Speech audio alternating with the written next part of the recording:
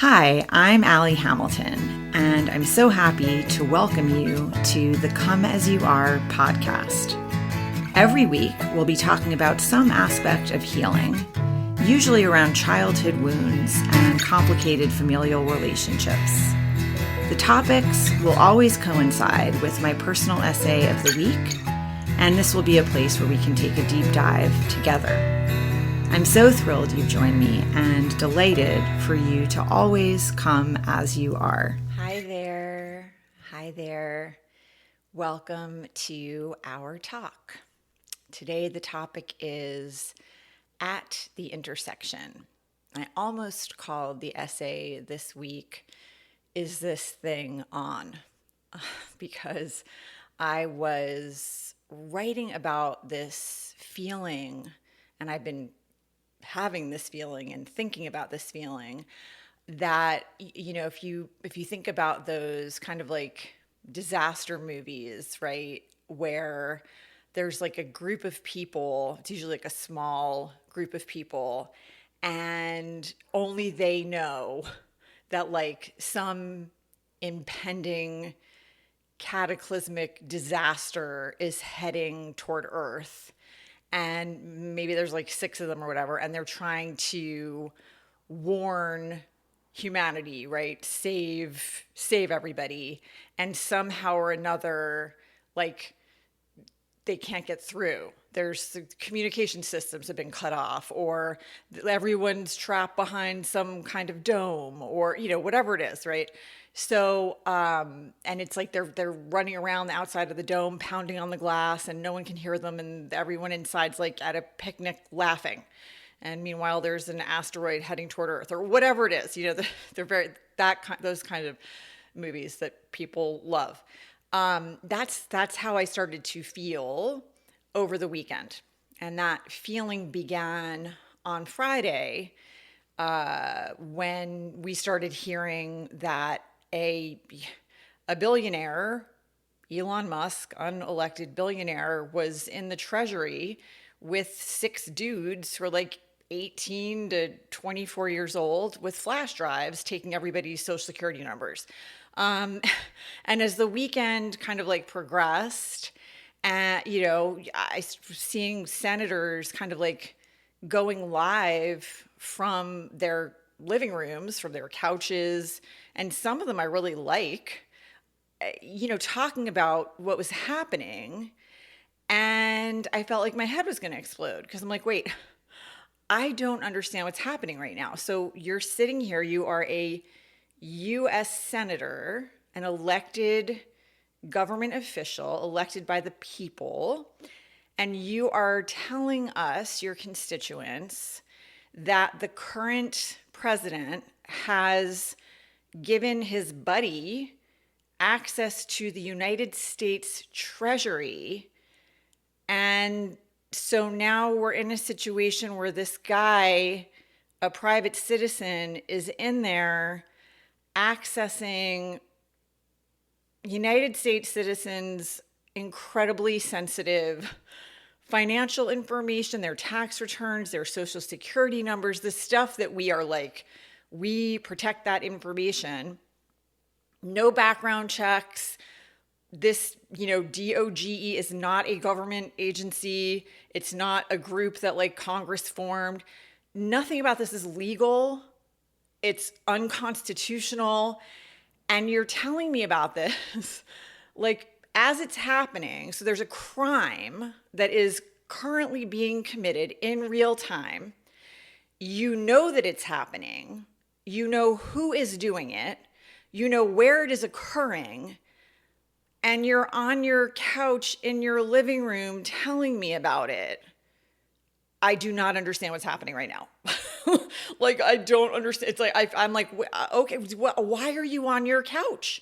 Like, should you not be on a plane going to Washington right now, heading for the Treasury building, calling every reporter calling every senator just, telling every American in the area to meet you there? Like, what are we doing? I don't understand what's happening, right?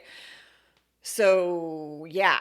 So, maybe you relate, maybe you relate. So that's how I was feeling all weekend. And that feeling continued like early into the week, where we started to have people like, again, like senators I like, who were tweeting. I'm, of course, when I say tweeting, I'm using that loosely because I am certainly not on X, but I'm on Blue Sky. People like Bernie Sanders saying, like, releasing this thing about how he did not cast a vote to confirm RFK Jr., kind of like congratulating himself and explaining. And I'm like, dude, I mean, thanks, but why are you not at the Treasury? I don't understand what is happening right now. So, yeah, it's very that feeling where you are, you're like, wait, why, if y'all know this is happening, why aren't you doing anything? Because that is a constitutional crisis. It's illegal. It's a crime. So what's going on? Now I understand, it's like Republicans have the majority in the House and in the Senate. I get it. I get it. And I know that we have a situation. It is, I hate to use the word, it is unprecedented. We've got like the DOJ just got gutted, and all these top FBI people just got fired. And who do you call? I guess, like, do you call the police? Like, who do the civil servants inside the Treasury, who are they supposed to call? The person who was just appointed as the head of the Treasury gave permission to this Doge, to these dudes to go in and do this, to Elon Musk. No one elected this man. No one elected Elon Musk.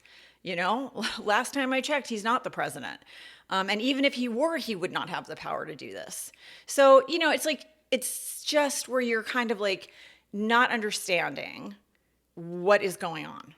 Right? You're looking at what's happening. You're hearing these things as they are occurring. And it made me think about other times in my life where I have felt that feeling of this is surreal, like I'm outside the normal timeline right now and everything feels out of sync. And I do think, and I'm going to get to that in just a second. So,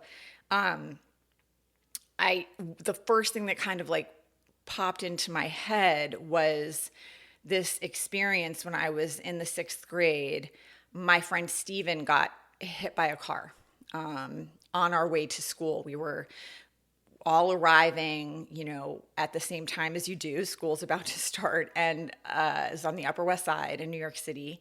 And so some people had taken the public bus and some people were walking, but basically my whole 6th grade class, pretty much about 20 of us, were convened at this intersection on different corners, right?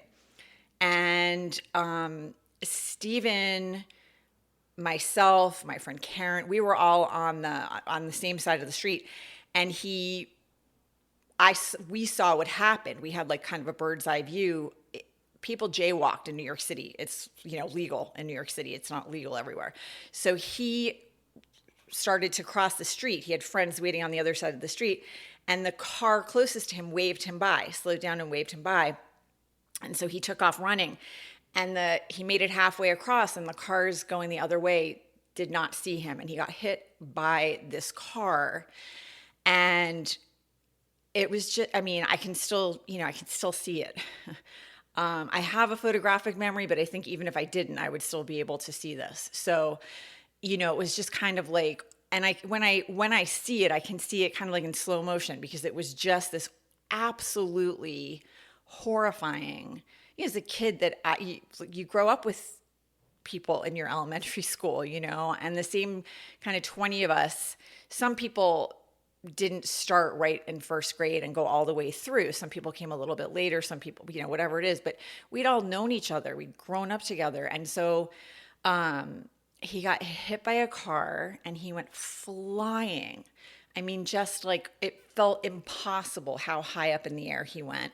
And arms and legs were higher than his backpack went flying.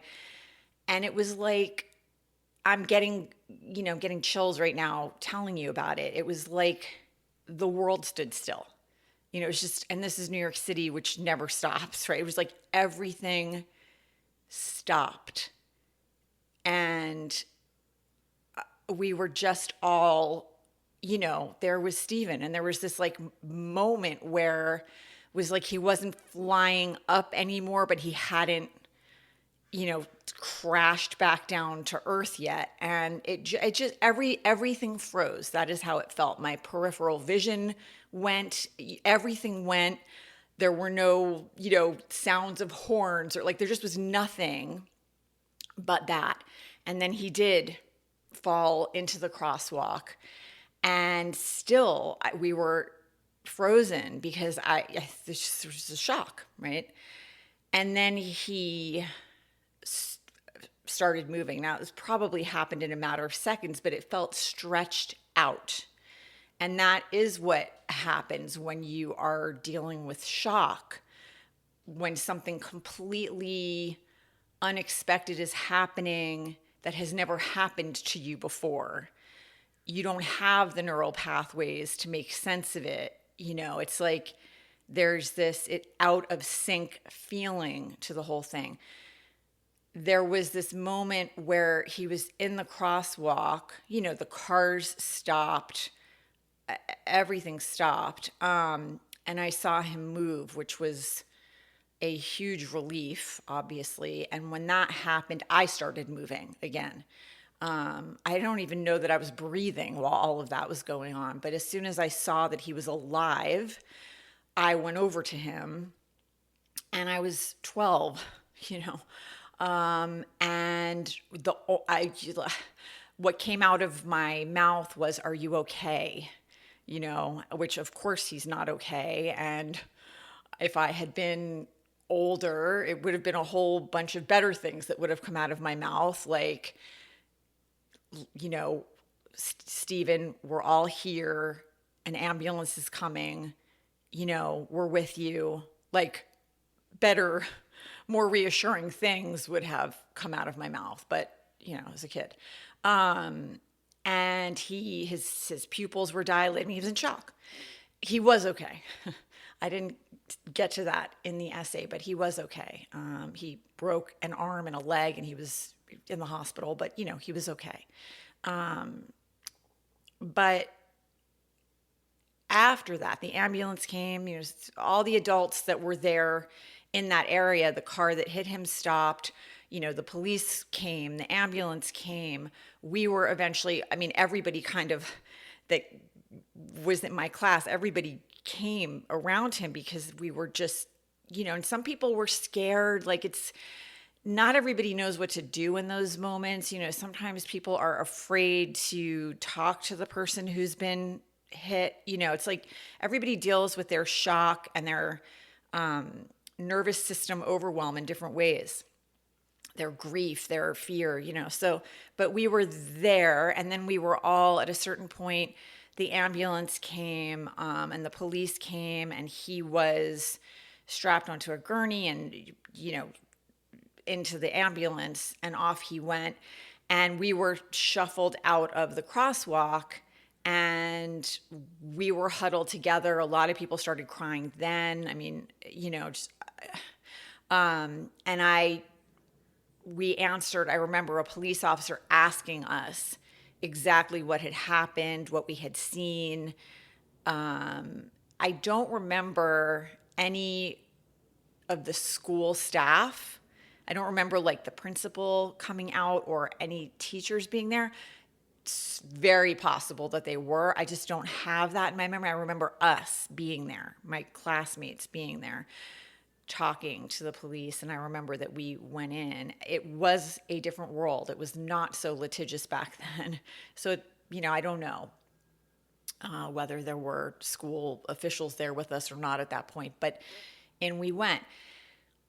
But that is kind of what this has felt like, where things are not, they're not in sync. They're not making sense. This awful thing is happening.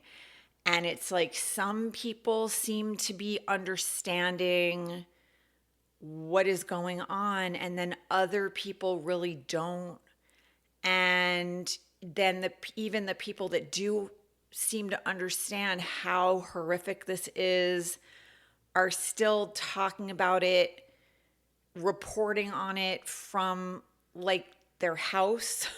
Like it just wasn't. I'm like, wait, I would really have thought, if we know there is an administration that has just taken office that is blatantly, wildly violating the Constitution of the United States, we don't sit back and let them. Like, I really would have thought we move right in. There are structures in place to prevent, for example, all of our, incredibly sensitive information being like just taken on flash drives by a bunch of kids, one of them still in college. I would have thought we would have that figured out. And in fact, I was saying to someone, it's like, if you were a script reader, right? If you were somebody who read screenplays for a living and someone sent you a screenplay and said, this is what, this is the plot. President's going to come into office and he's got this billionaire buddy and he's going to give him, this access. The note you would write back is, this is not plausible. It's not plausible. Like there's no way that would happen. And yet here we are, right? Here we are. And so that is that feeling of seeing something like this happen and not seeing the kind of response, like the sane response to it. That is really dizzying also, where you just start to question, like, what is happening right now? And what do I do? I feel powerless. Like what are we doing? We're just gonna like let democracy burn. We're just gonna say, okay, like I guess that's over now. Like we're just letting this happen. I mean, what's going on here? So that's where, that's where I was for the weekend, and just trying to figure out, like, what do you do with this? And of course, there are all kinds of other feelings that come into play as well. I've been writing about this for months and months. It's not new to anyone who's been reading my stuff or, listening to the podcast or whatever. Like, I have not been quiet about how I feel or what I think or why I feel the way that I do. I've been really open about it, and I'm never not going to be open about that stuff. For me, there are certain things that are just obvious, and we don't all have to agree on everything, and we don't, clearly. But I like, my hard lines are, as long as people are not like, your neighbor is not hurting you, everybody ought to be able to live in whatever way feels right to them. As long as your neighbor is not causing you any harm, then like, more power to them, wish them well. And, everyone ought to have a safe place to live, and clean water and fresh air and food to eat. And, that's equal access to a good education, infrastructure. That's right. That's my, those are my beliefs off the top of my head. And I mean, everyone, And I've had some really strange interactions with people over the last,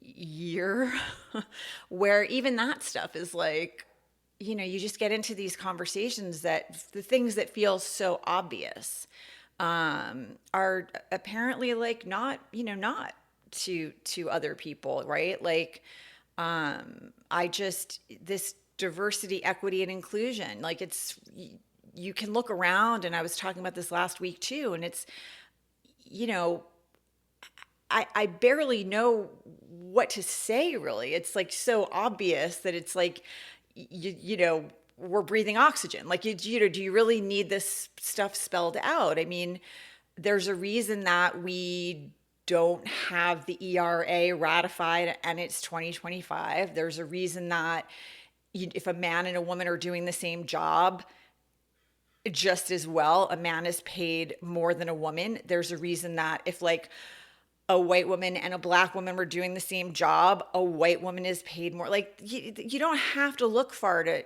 figure this out. There are systemic issues in our country. There always have been. And those policies were there to try to address that, to try to begin to address it, to try to widen the net so that when, for example, a job becomes available, there's inclusion here. The pool of candidates, the net is wider. It is not that people who are not qualified are put in places they don't belong. That's not it. It's that if there are candidates who are qualified for jobs, they're being included in the pool of applicants, no matter what they look like, no matter, what their physicality, who they love, or, what gender they are, or how they identify. It's like they're being included in that pool, and that there are like training, there's, it's even hard to spell it out, because to me it's just like so obvious. And yet you get into a conversation with someone who is, not just like totally psyched that that's going. We're not doing that anymore. And, and then you see like West Point putting out these things like, hey, we're not gonna, these groups can't, your kids can't be part of these groups anymore. We're not going to have, these female, like the female Asian, whatever, this group that was meeting, that's not funded anymore. That can't happen on school grounds anymore. We're not doing that. And it's just like across the board, and I'm on these college pages for parents with kids in college, and it's devastating. It's devastating to watch what is happening.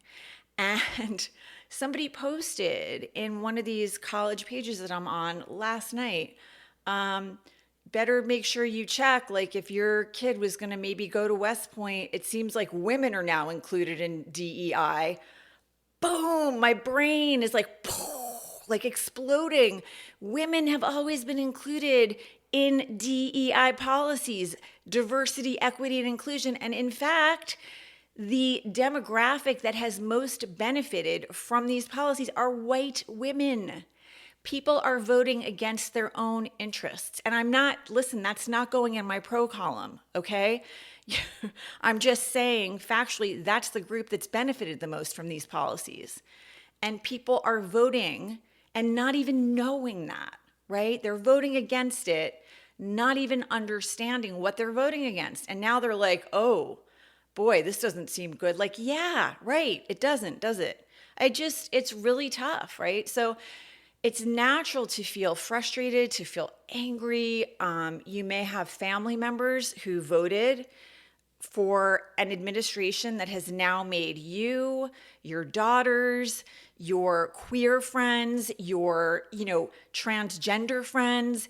Maybe you have mom friends who have transgender kids, like a lot of people less safe, right?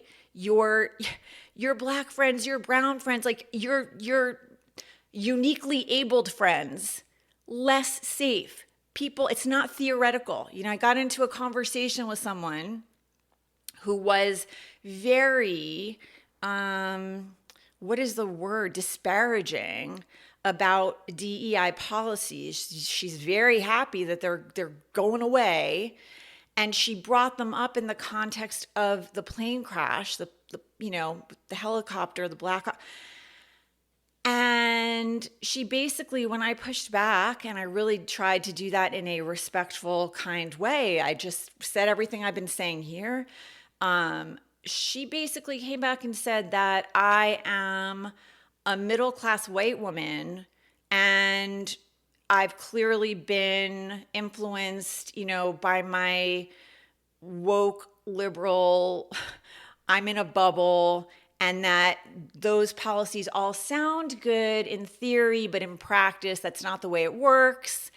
And and that the civil rights, anti-discrimination laws are really all we need. That's been working out great for everybody. So, okay. First of all, you're making a whole bunch of assumptions about me and who I am and my life and what kinds of jobs I've had in my life and what kinds of experiences I've been through. But we could just stick a pin in that. It doesn't matter. But B, my friends, all of my friends literally are scared right now, and it's not theoretical. Okay? In practice, they are scared. It's not theoretical. And, this whole thing of, we want to keep, we want to keep women safe. We want to keep women and girls safe in bathrooms and sports teams. I literally, like, that alone, the rage I feel, and I wrote this to someone in a comment this week under the essay that I wrote, she was just talking about like how upsetting that is. And I said to her, if I could bottle the rage I feel when people start with that, because I have had a lot of really unfortunate things happen along the way. I've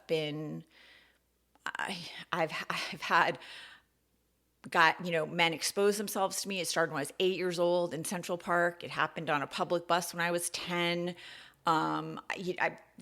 Men who would rub their hard-ons against the back of my leg on crowded buses and subways all the way through, from the time I was 10, 11, 12, 15, and learned how to defend myself.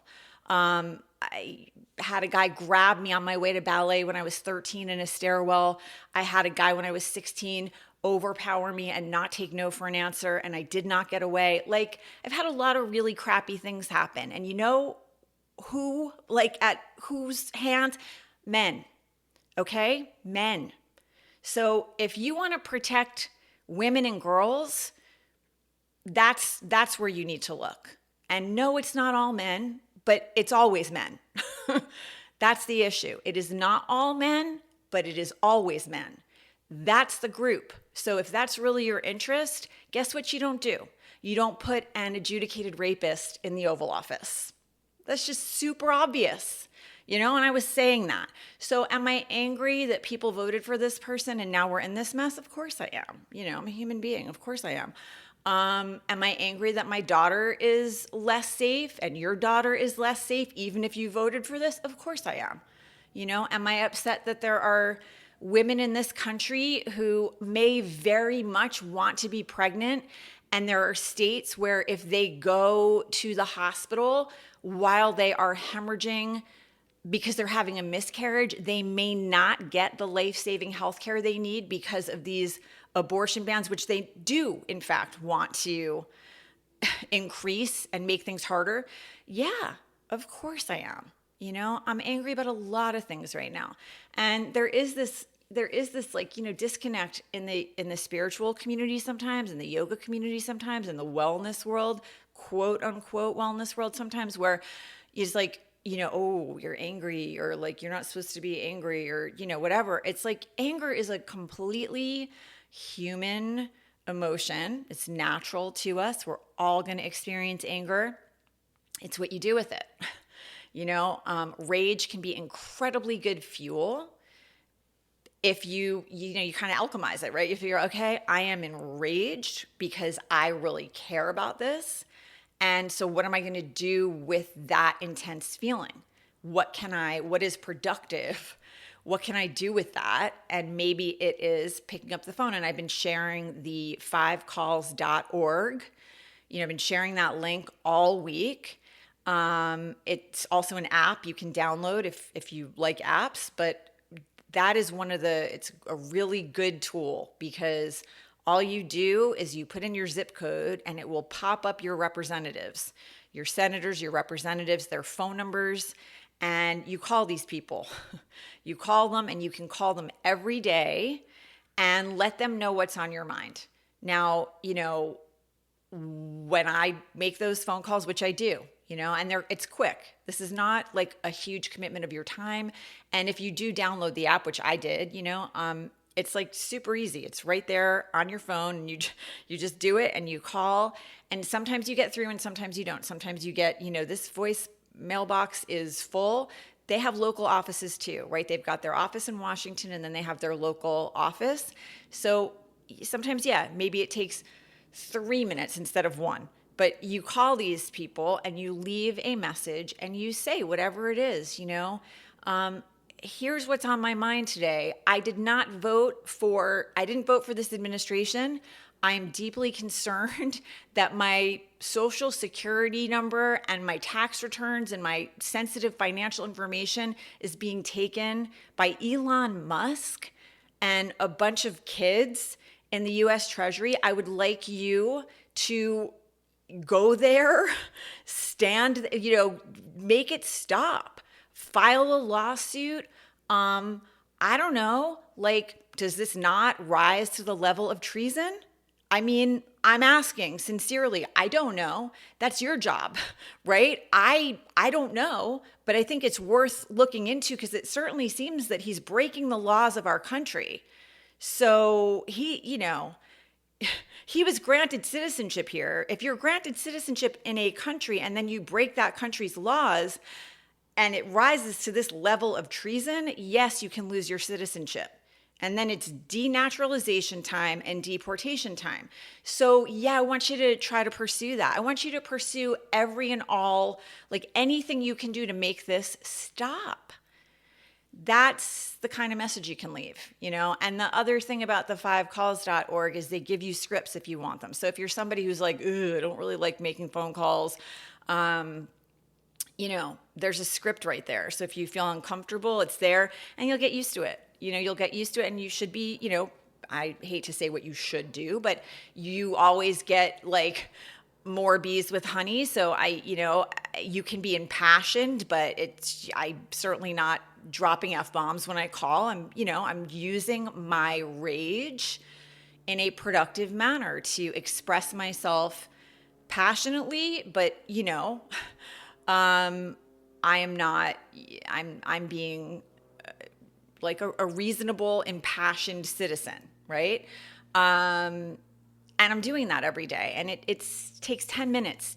If you can't care about this country enough to put in 10 minutes of time, we're in trouble. I don't know what to say. It's 10 minutes. It's not a big deal. So, there's that. If you can go to these people's offices in person, I think that's even better. If you can go to a protest, a peaceful protest, I want people to be careful because I don't even know what we're dealing with anymore. But there were a lot of people out on the streets yesterday, all across the country. And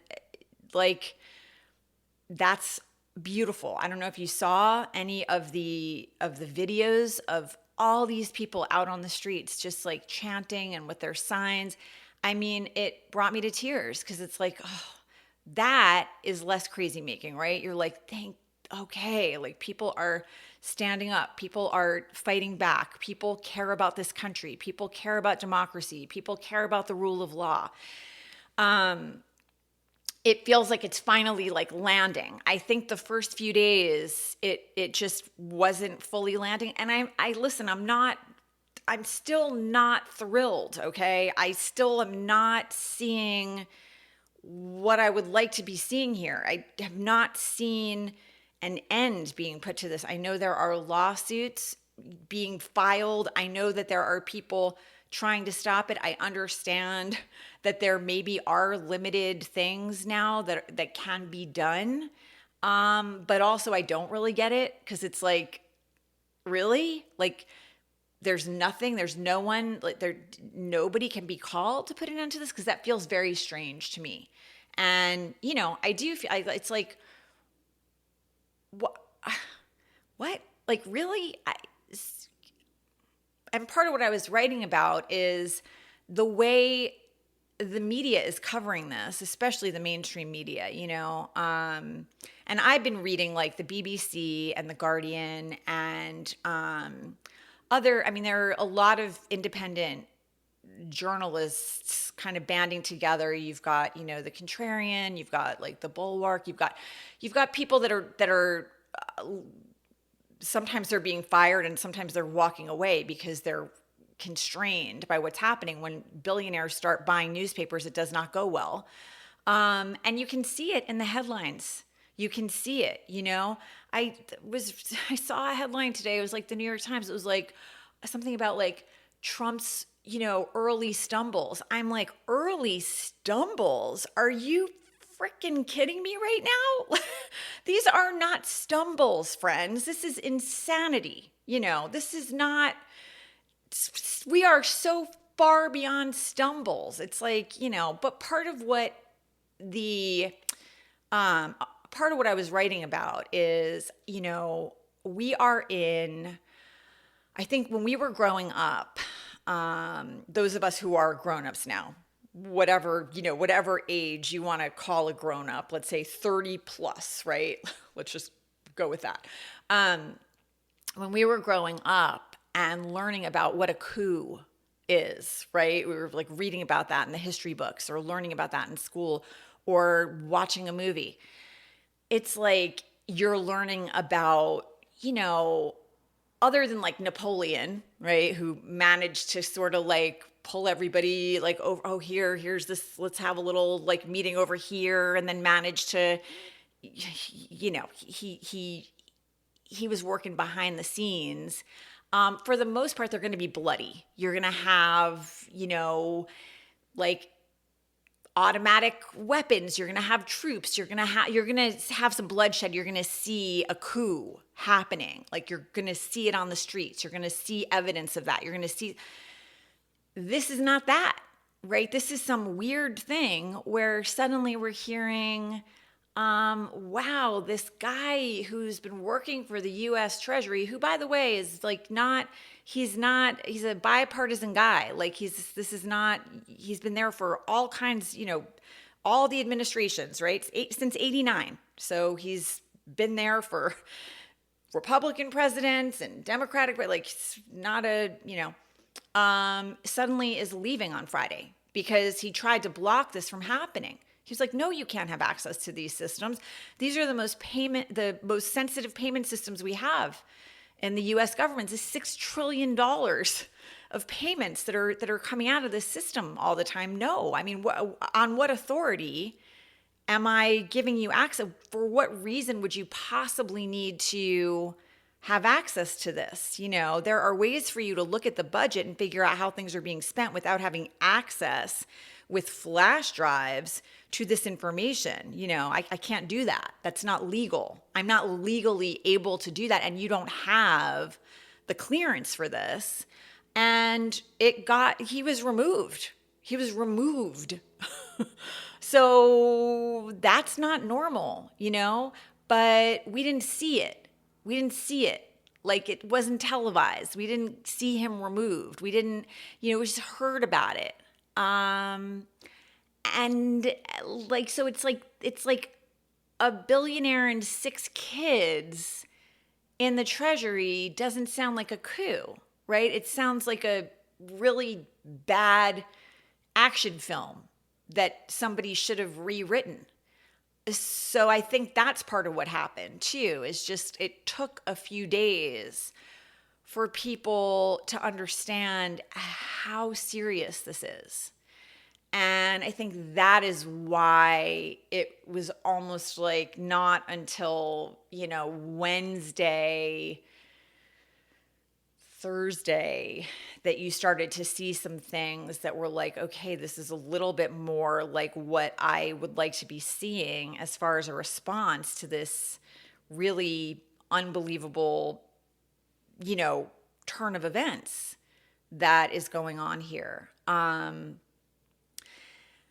I do think that that's part of it. I think it doesn't look the way we've been trained to think it would look, taught to think it would look. And that neural pathways thing again, where you're like just stunned and not sure if what to do with that, right? And then the other thing that is, we know this because we've been dealing with this person for so long, part of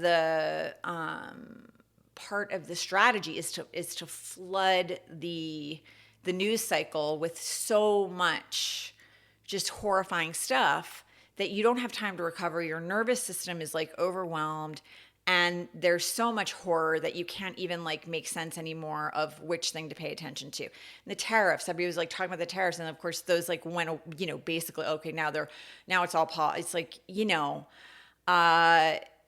it's all a distraction. The story really is the Treasury. That's honestly the thing that everybody should be the most concerned about. Not that there are not a lot of things to be seriously concerned about, but that's the one that is so far outside, the Constitution.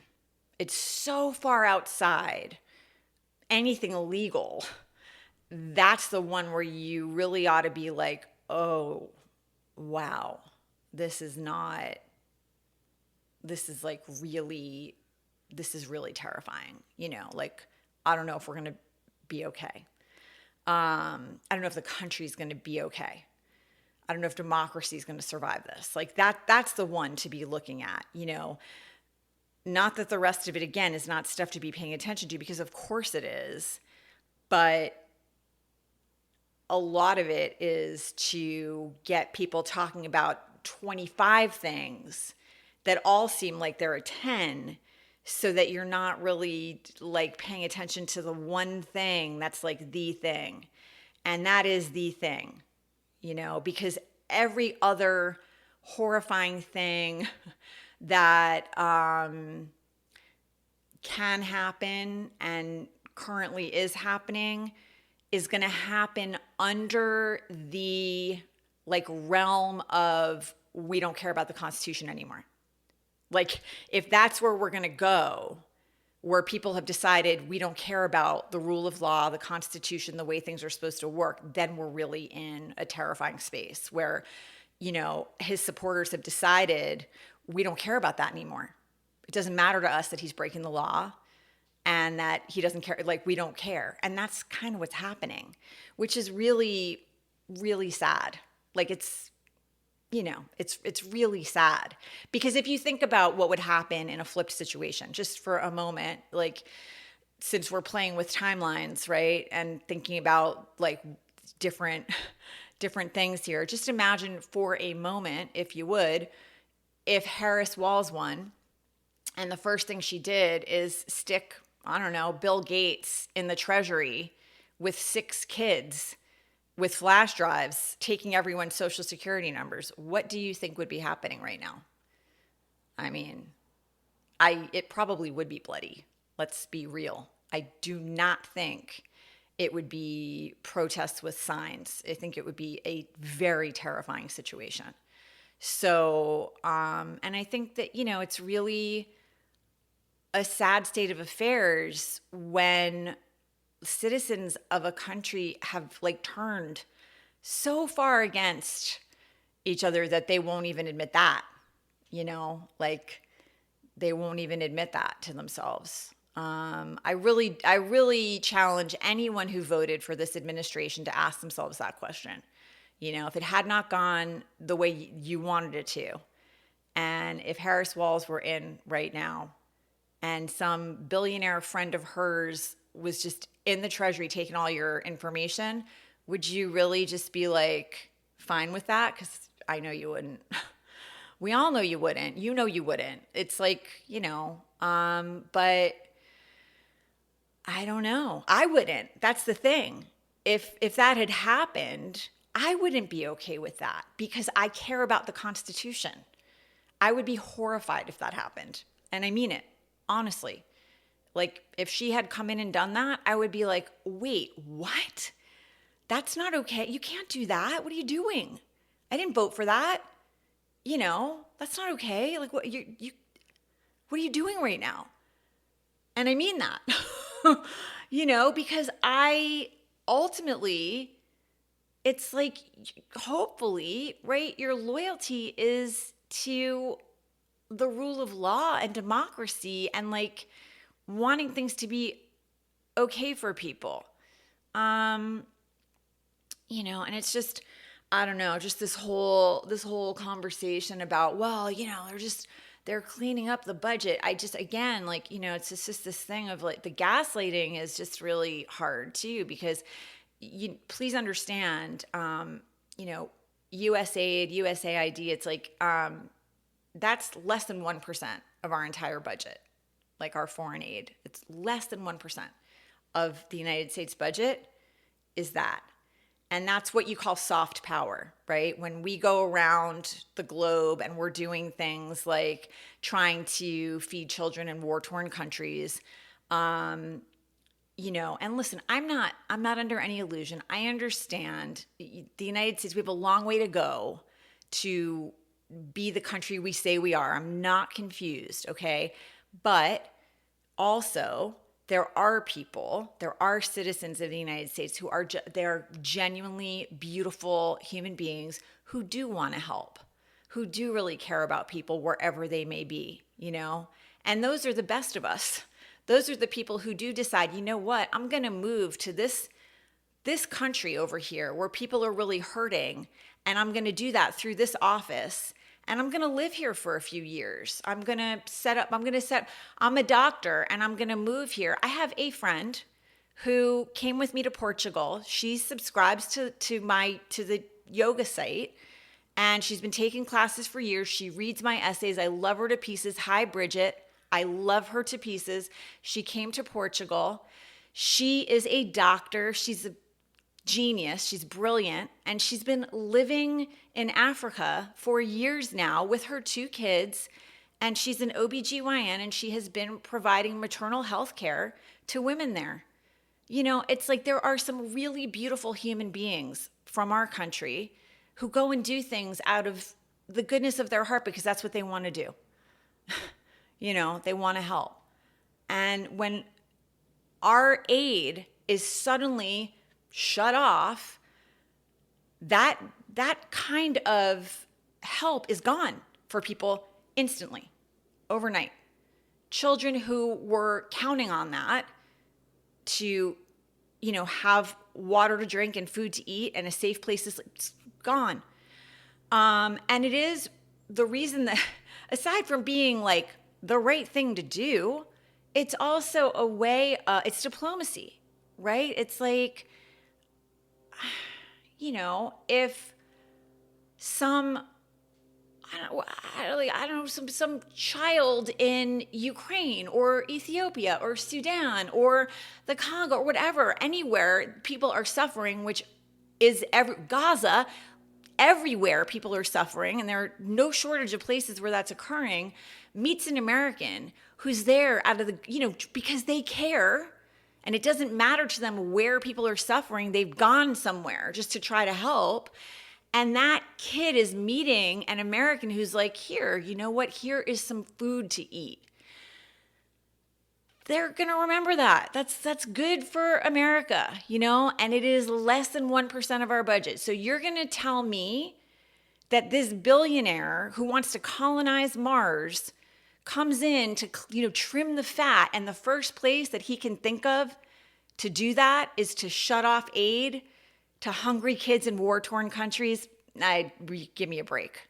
I'm sorry. Could we please use a little critical thinking? You know, if you want to trim the fat, I have a crazy idea. Why don't we start taxing billionaires in this country? How about that? If we start taxing billionaires in this country, we can feed the houseless here and house them. We don't have to be cutting off Meals on Wheels.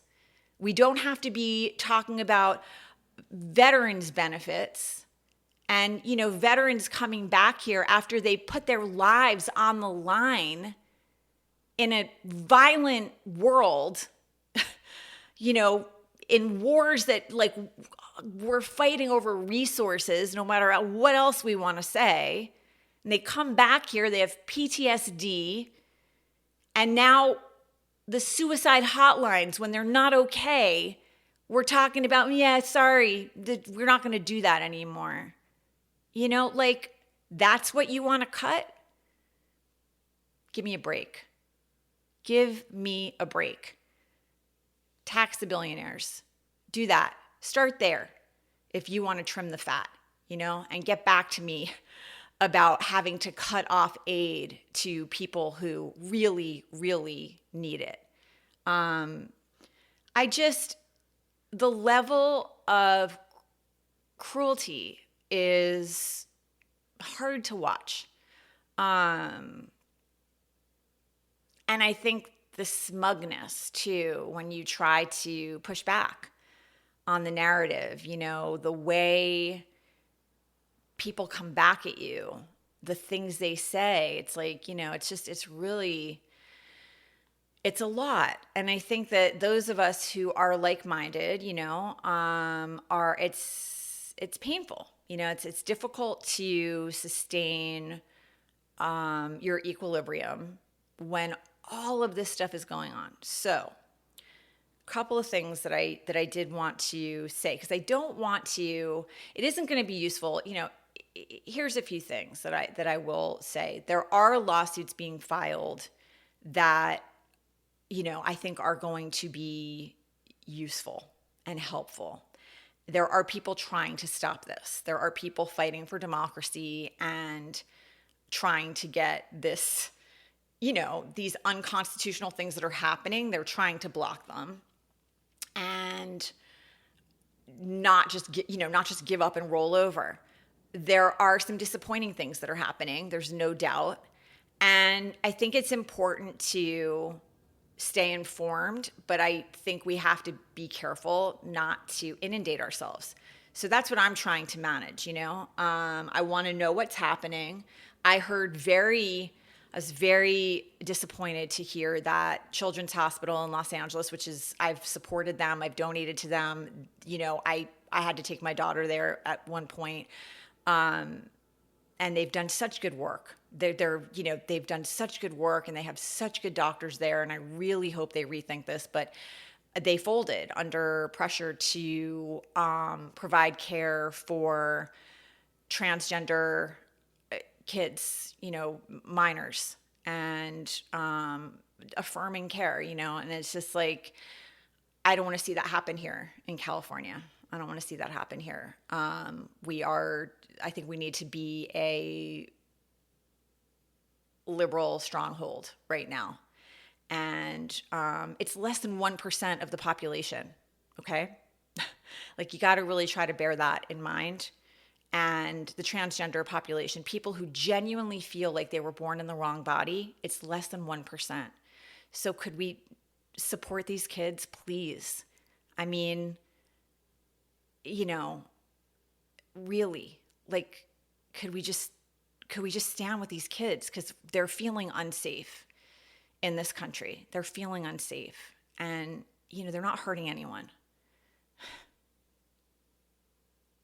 Like, they're really not hurting anyone, They're just trying to live. So it would be great if the grown-ups around them could just,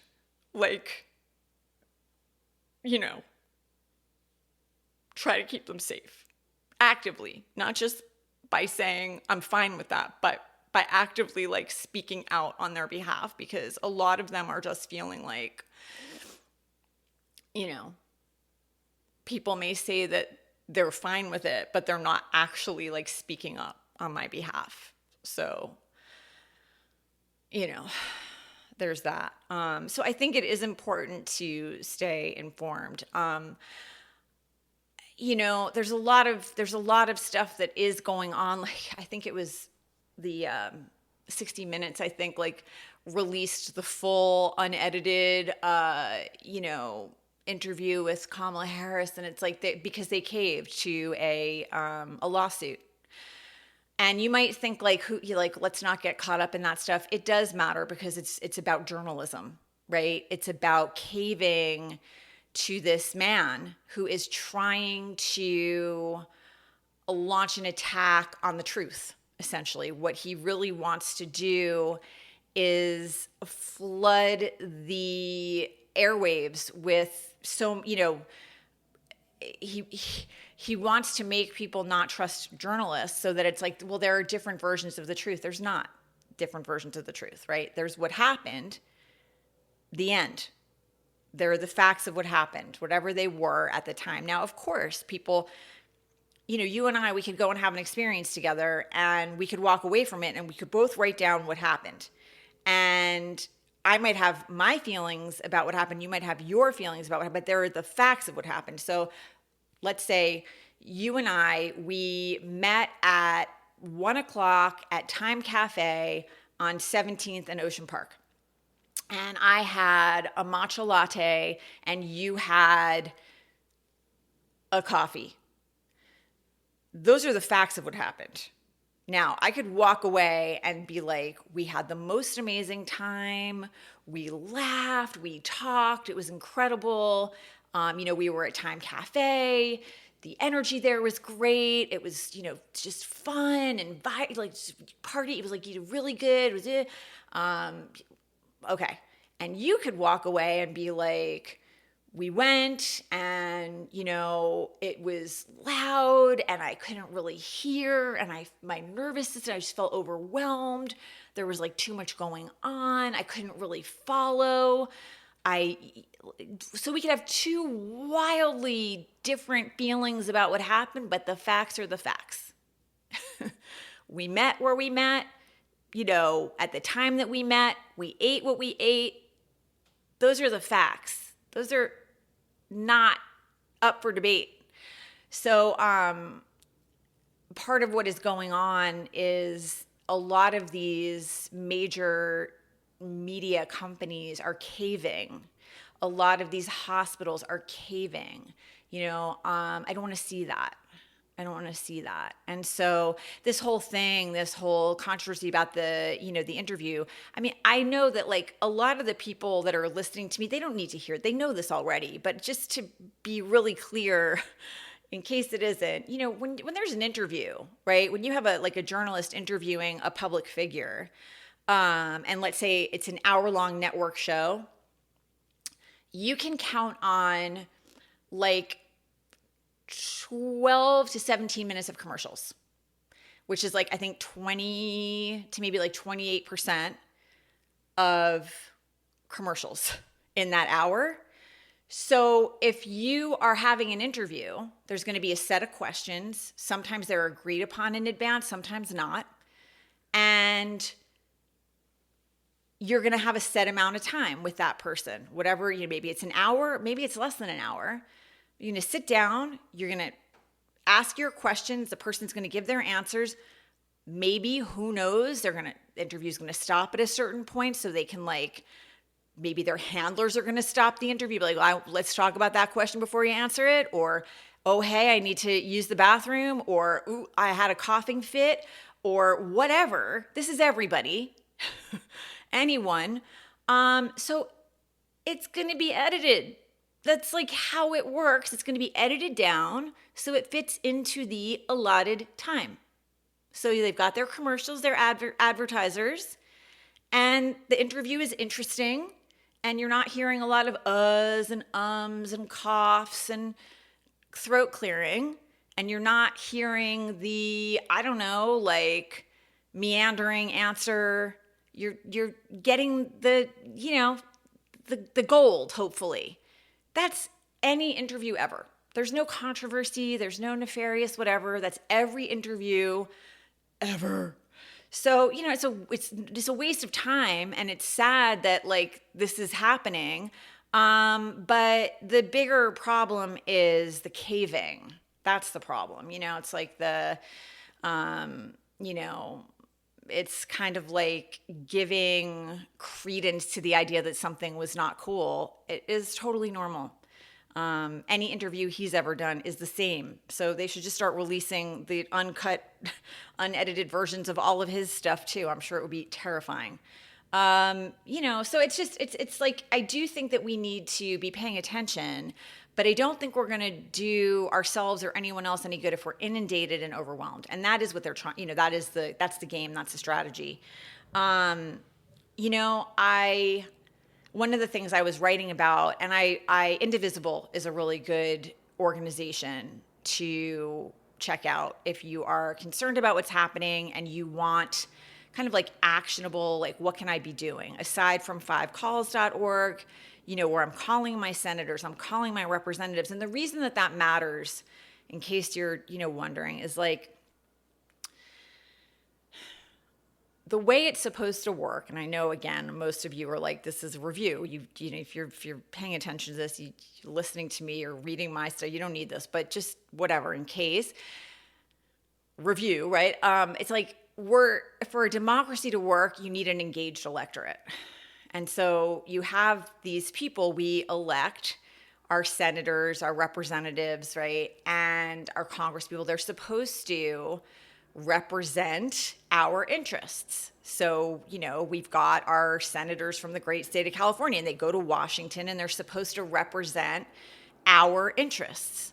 Our state pays federal taxes, right? We gather up our taxes and we send them to the federal government every year. And our senators are supposed to go and say, like, hey, some of what California needs is this. So let's allocate some of those funds that are in the pot for the whole country. California would like this, and they're wheeling and dealing there. That's what they're doing there in Washington. And everybody's doing that. All the senators from the great states of wherever, they're meeting up in Washington and they're doing business for us. They work for us. We've sent them there. We trust them. We like them. Hopefully. This is the ideal. If we don't pay attention, then it all falls apart.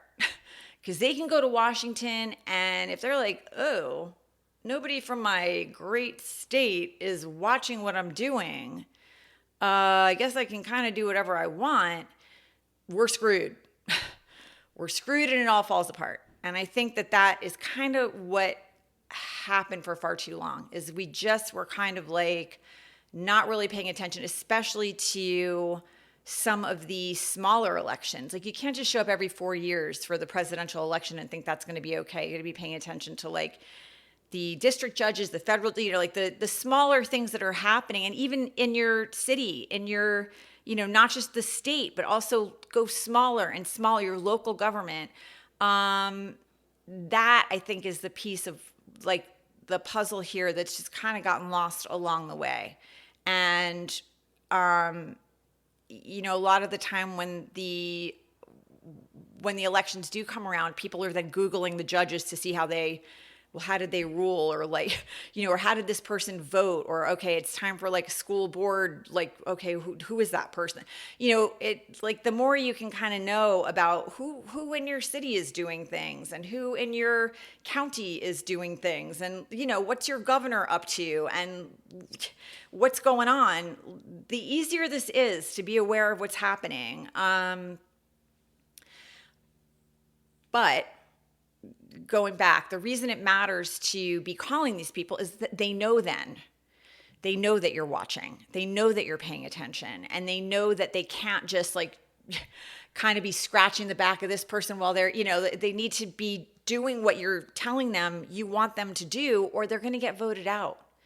And so if for no other reason than self-interest, right, they're accountable. They're accountable that way. And if they're not voting the way that we want them to be voting, if they're not looking out for our best interest, then we don't vote for them next time. So that's why it matters. They do log the calls. They do. And we're breaking the phone systems this week. People that were calling, they started to experience a lot of static on the line. There were conversations going on in a lot of the chats that I was in, like, what is that? And it was just an overload of the phone system, which is great, which is this is what we want. We just got to keep that going. One of the other things that they were taught, and Indivisible will, if you're looking for like, okay, let me just get sort of an overview, of what is going on here and the constitutional implications of what's going on. They're really great for that. You can kind of get like there are PDFs you can download. It's a good resource. And they also have like local chapters so you can get involved. If you would rather be doing some of these things in a group, they need help. So there's a lot of ways that you can engage. So those are the two things I would recommend if you are looking for things that you can be doing, because I know for myself, I feel better if I've got things that I can do. And that's what I was talking about with anger. Like, what can I do with that? I don't want to let it like fester and make me sick. I want to like do something productive with that. So those are two, indivisible.org and 5calls.org, are both really good resources for that. And one of the things they were saying like earlier in the week was it wouldn't be a bad thing to reach out, if you can, to any family members, that maybe voted for this administration, and make sure that they know what is happening. And I know that sounds like, how could you not know? I think most people know now. I think at this point in time, people do know. I think you would have to, I don't even know where you would have to live in the world even to not know what's going on. But that was really interesting to me, because I was like, really? Is it possible that like people don't know that, what's happening in the Treasury this weekend? And their thought process was very much like, no matter what people voted for and why they voted, most people don't want their highly sensitive financial information treated in an unsafe way. Most people did not vote for that. So I have some extended family members who voted for this administration, and it's really hard. It's really hard. You may be in the same situation. I know there are a lot of people who have had to cut ties. It's painful. It is really difficult to be in a situation where you have someone who is like, I love you. And then they go and they vote in a way that makes you less safe. You're like, well, then what kind of love is that? Right? Like there's so much cognitive dissonance there.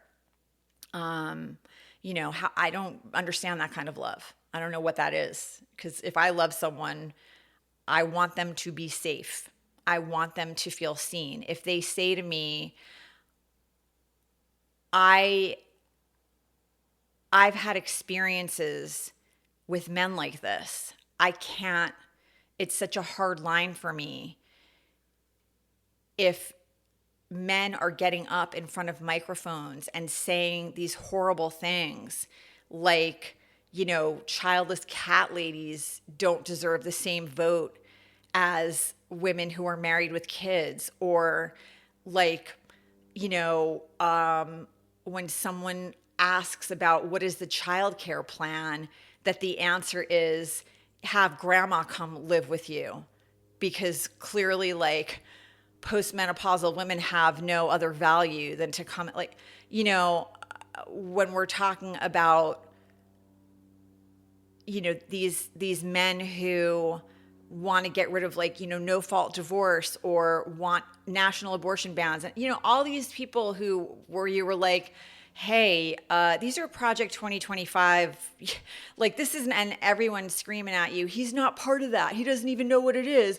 And we're looking at it, of course it's really hard to, you want to, you want to say to those people, remember when you said that to me, when you said, like, he's not even part of that. Like, well, it's happening.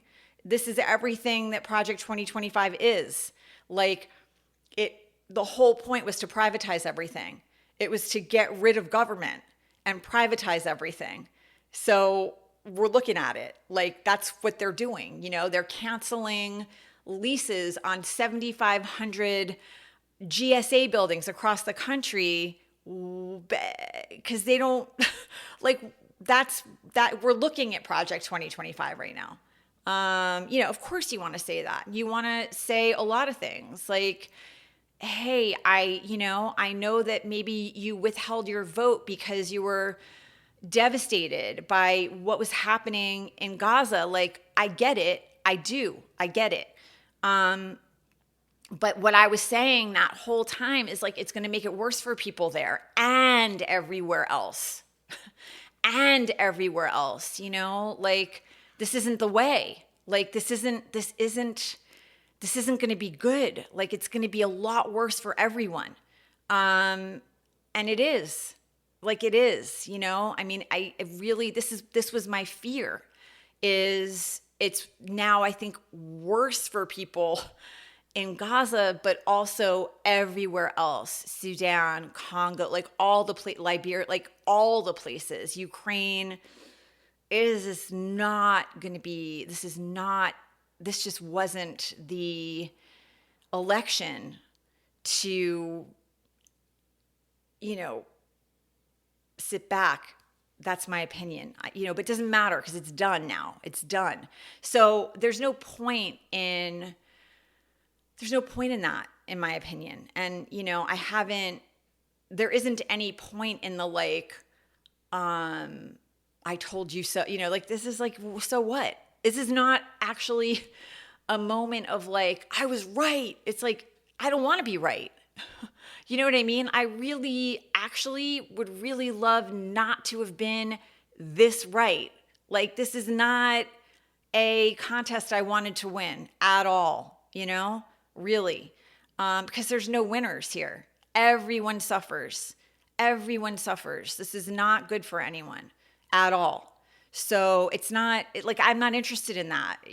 What I'm interested in is there anybody that we can like pull back out of the abyss? It's not looking great to tell you the truth. Like I did have some moment of feeling, I called a couple of people in my extended family and I just said, hey, I just want to let you know in case you don't, what's happening right now in the Treasury and what's going on. And they had no idea because they were watching right-wing media all weekend and they had not heard one peep about Elon Musk and the Treasury. Nothing. It's not like they're not engaged. So I was just like, wow, okay. Can I send you a couple of links? I just want to, and I did, and they were not happy. Now, is it upsetting that they're only not happy because this impacts them personally? Yeah. It is. But like at this point in time, what I want is for anyone we can get to be calling their representatives, because it would be really terrific if there were a few Republican senators who were like, this is no good. This is no good. Just a few. We don't need a whole bunch. Just a few would be terrific. Because it's pretty like 50-50 here. If we could just get a few of them to be like, yeah, I care about the Constitution. I'm not okay with this. It would help a lot. And that's why I feel like, if we could just get some of our extended family to at least care about that stuff, it could only help. But I'm not, I'm only recommending that. Like, I don't recommend it if you've had to cut ties with people for your own well-being or to protect your heart or because you have felt really deeply hurt or unsafe or whatever. I'm not talking about that. I'm saying if you have extended family members where you can manage to make the call at, not a high emotional cost, it maybe is worthwhile. So those are some things. But if that's not, if that's not in the cards, then I think the phone calls, I think going to Indivisible, and I think trying to get involved in the ways that you can, and if you can show up in person also. And you know, I think that's the best thing, but not to immerse yourself, you know, and to also, I've been thinking about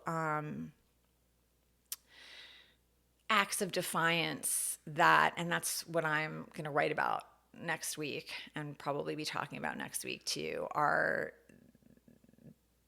you know, this man now is taking up all the airwaves and taking up all the oxygen again. And I think some of those acts of defiance are not letting that happen, you know, making sure that we don't let that happen either. So it's like staying informed, staying engaged, fighting back, fighting for this country, fighting for democracy, fighting for our children, all of them, fighting for our friends, all of them, you know, especially our friends who are feeling deeply unsafe.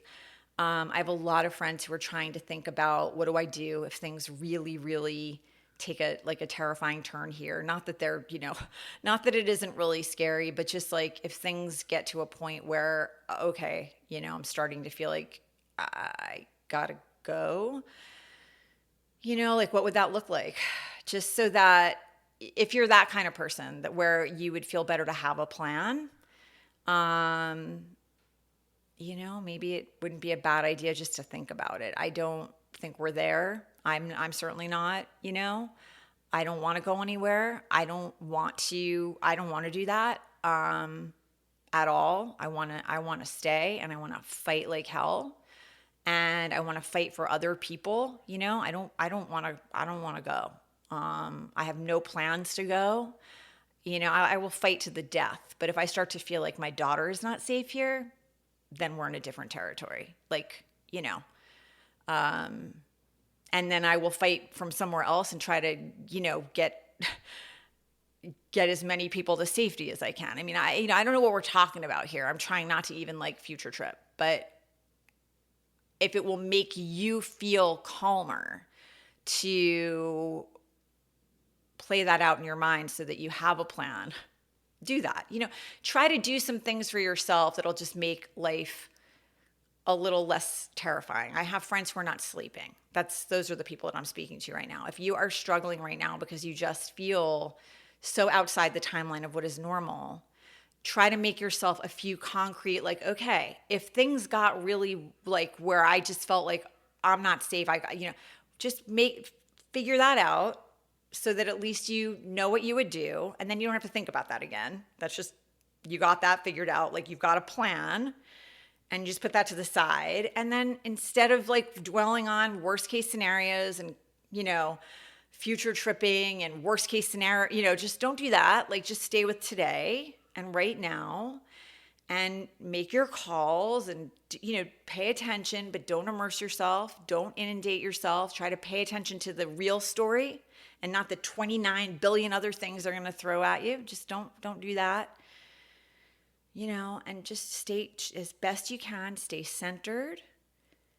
Don't let them steal your power. Don't believe everything. You know, and he keeps throwing all this stuff at you. Just don't believe it all. It's just a lot of chaos. It's a lot of fear. You know, just try to stay steady and know that's the game they play. You don't have to play it. You just got to keep your eye on the ball of, what can I do today? How can I help? And what can I do to take care of my nervous system, my heart, you know, my joy, my people? What can I do? And that's what you focus on. And we're going to know, you know, if things go really into this direction where, like, okay, we've got to have a different conversation. We're not there yet. Like, we're not there yet. I wouldn't waste a lot of time on people who are still smugly thinking this is a terrific thing that's happening. Just don't. Try not to look at it. Try not to engage with it, because they're confused. I mean, I'm sorry to say, but anyone who's like thinks what's happening in this country right now is good, they are deeply, deeply confused. So, you know, there's no point in that. and they won't be for long. So, you know, and hopefully we can somehow or another, at some point or another, get back on the same team and start fighting the actual, the actual enemy of the state. So, yeah, I hope this was helpful. And I am sending you a lot of love. I ended up recording this at a different day and time than I usually do, even though it will go out at the same time that it usually does, because I decided I was going to go and see my son this weekend. I am taking my daughter and letting her play hooky tomorrow, and we're going to go and see my son for the weekend. He's in college. Mom needed some joy. I'm going to try to fill my joy bucket in the middle of all of this mess. I'm going to try to fill my joy bucket so that I have some of that to spread. It's my act of defiance for this week. And that way I'll have some of that to share with you. And that is definitely going to be my topic for next week. And I'm sending you a lot of love. Hang in there. Hang in there.